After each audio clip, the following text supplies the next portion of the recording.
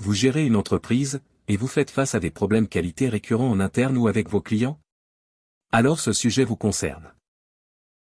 Car dans cette vidéo, vous apprendrez à utiliser la méthode 8D. C'est une méthode structurée qui permet de résoudre efficacement et durablement les problèmes qualité.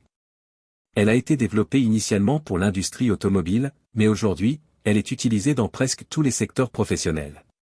Donc si vous travaillez dans le BTP, dans l'agroalimentaire, dans l'industrie électrique et électronique, dans l'hôtellerie et la restauration, cette méthode vous permettra de traiter les problèmes de qualité avec professionnalisme, et ainsi regagner la confiance de vos clients. Cette vidéo vous décrit les différentes étapes, et vous donne les clés pour la mise en œuvre. Commençons donc par la première étape, la constitution d'un groupe de travail.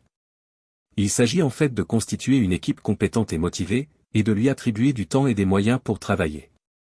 En principe, c'est le responsable de l'entreprise, ou un chef de service, qui a la responsabilité de cette tâche.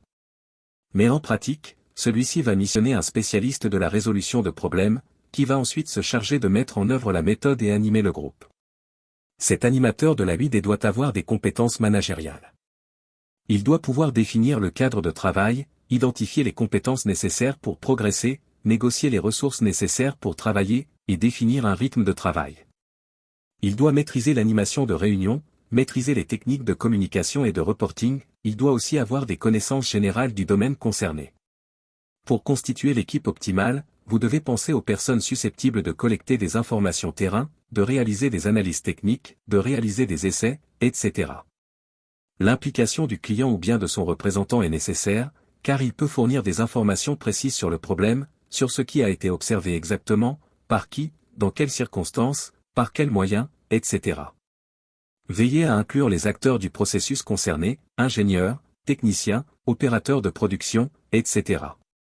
N'hésitez pas non plus à inclure occasionnellement des experts du domaine concerné. Passons à la deuxième étape, définir le problème à traiter. Il s'agit d'établir une description claire et précise du problème pour éviter tout malentendu. En effet, ne dit-on pas qu'un problème bien identifié est un problème à moitié résolu? Pour cela, vous pouvez utiliser la technique du QQ-OQCP. Posez-vous des questions telles que: quelle est la situation normale? Quelle est la situation problématique? Quelles sont les conséquences? Quand est-ce que cela s'est produit? Où cela s'est-il produit? Dans quelles conditions cela s'est-il produit? Combien de cas ont été observés? Combien de temps cela a-t-il duré? Comment revenir à la situation normale? Pour y répondre, recueillez les informations des clients, des employés, de l'historique de vos productions, des résultats des essais, etc. Vous n'aurez certainement pas toutes les réponses au début, mais ayez comme objectif ici de collecter autant de données que possible pour caractériser précisément le problème. Voyons maintenant la troisième étape, protéger le client. Il s'agit de contenir le problème avec des solutions temporaires. En effet, lorsqu'on fait face à un problème qui a un effet grave, ou qui est épidémique, il faut immédiatement chercher à contenir le problème afin d'empêcher sa propagation en attendant de traiter la cause. C'est comme poser un garrot sur un patient victime d'une hémorragie, ou bien confiner une population en cas d'épidémie de virale. Concrètement, si vous n'avez aucune idée de la provenance du problème, ni de l'étendue des produits suspects, stoppez temporairement vos livraisons ainsi que votre activité en attendant d'en savoir plus. Organisez le rappel des produits déjà vendus. Vous pourrez ensuite envisager des tris ainsi que des essais spécifiques pour déterminer si les produits sont défectueux ou non avant de les remettre dans le circuit. Voyons maintenant la quatrième étape, rechercher les causes. Il s'agit d'analyser votre système pour trouver les causes du problème. Cette étape nécessite une certaine réflexion et peut prendre un peu de temps. Cherchez d'abord à identifier le composant défectueux, ou la fonction qui est défectueuse par rapport à la situation normale attendue, et qui provoque le problème. Il faut pour cela une bonne connaissance du système.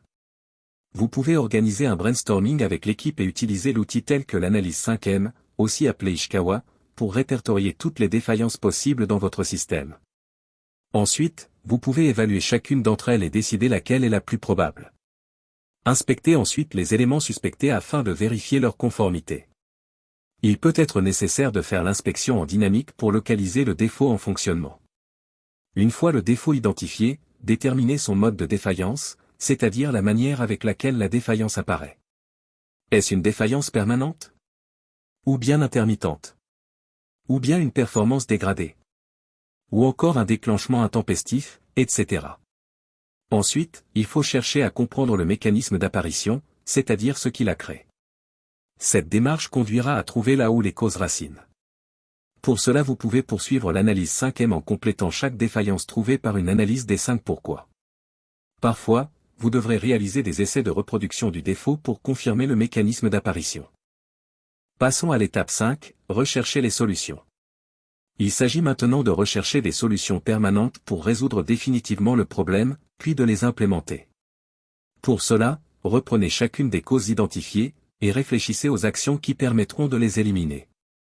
Ensuite, choisissez les solutions les plus pratiques, les plus rentables et les plus rapides. Pour cela, vous pouvez utiliser des méthodes telles que la matrice décisionnelle pour évaluer chaque solution proposée. Une fois les solutions choisies, vous devez les tester pour les valider. Veillez à définir des essais appropriés, suffisamment représentatifs des conditions d'occurrence du problème. Assurez-vous aussi qu'il n'y a pas d'effet de bord ou de régression. Une fois les validations réussies, vous pouvez élaborer un plan d'action d'implémentation sur le terrain, aligné avec les contraintes du terrain, stock des encours, timing, disponibilité des moyens, etc. Passons à l'étape 6, vérifier l'efficacité des solutions implémentées. Cette étape consiste à vérifier qu'il n'y a plus d'occurrence du problème sur le terrain après l'implémentation des actions correctives, ni d'effets secondaires. Pour cela, il faut mettre en place une surveillance sur le terrain avec des relevés de données, des recueils d'avis clients, etc. Il se peut que vous ayez à apporter des ajustements à la solution au fil du temps, pour résoudre complètement le problème. Une fois que l'efficacité des solutions est confirmée, vous pouvez retirer les mesures temporaires mises en place au début de la 8D. Passons maintenant à l'étape 7, transversaliser et capitaliser. Il s'agit ici de transversaliser les actions correctives sur les autres produits ou processus similaires, et surtout, de tirer des leçons à retenir afin de prévenir l'occurrence du même problème dans les projets futurs. En effet, toute l'énergie qui a été déployée doit vous servir à vous améliorer. C'est une exigence de la norme qualité ISO 9001. Vérifiez si vos autres produits ou processus peuvent aussi être impactés par ce problème, et appliquez les mêmes actions correctives. Ensuite, afin de prévenir l'occurrence du problème dans le futur, rédigez des recommandations appropriées et enregistrez-les dans vos bases de connaissances, dans vos guides de métier, etc. afin de permettre à vos projets futurs de s'en inspirer. Voyons maintenant la dernière étape, clôturer le groupe de travail. Maintenant que la mission a été accomplie, il faut mettre fin au groupe de travail et libérer l'équipe. Assurez-vous que toutes les actions planifiées ont bien été achevées, et que les résultats sont disponibles.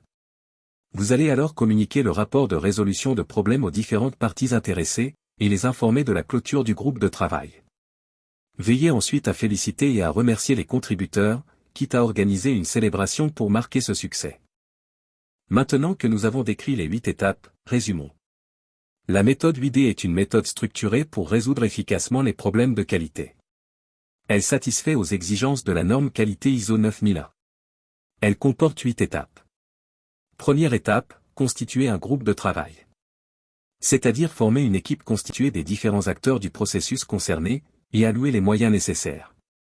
Deuxième étape, clarifier le problème à résoudre. Pour cela vous pouvez appliquer la méthode QQ au QCP, qui consiste à poser les questions sur le quoi. Quand? Où? Qui? Combien? Etc. Troisième étape, mettre en place des mesures de protection temporaire en attendant de résoudre le problème. Quatrième étape, identifier les causes potentielles et réaliser les inspections pour les confirmer.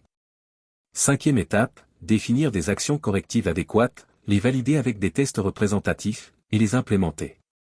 Sixième étape, surveiller l'évolution du problème après la mise en place des actions. Septième étape, transversaliser les actions sur vos autres produits et processus similaires. Mettre à jour vos bases de connaissances. Et enfin huitième et dernière étape, vérifier que toutes les actions ont été réalisées. Féliciter l'équipe, et officialiser la clôture. Voilà, vous savez tout maintenant. À vous de jouer. Vous avez apprécié cette vidéo? Alors n'hésitez pas à liker et à partager pour nous encourager. Vous souhaitez découvrir nos autres articles? Consultez nos différentes publications sur notre blog, sur notre chaîne YouTube ainsi que sur Instagram. Vous souhaitez vous faire accompagner dans la mise en œuvre du management de la qualité dans votre entreprise? N'hésitez pas à nous contacter aux adresses indiquées à l'écran. Nous sommes à votre écoute.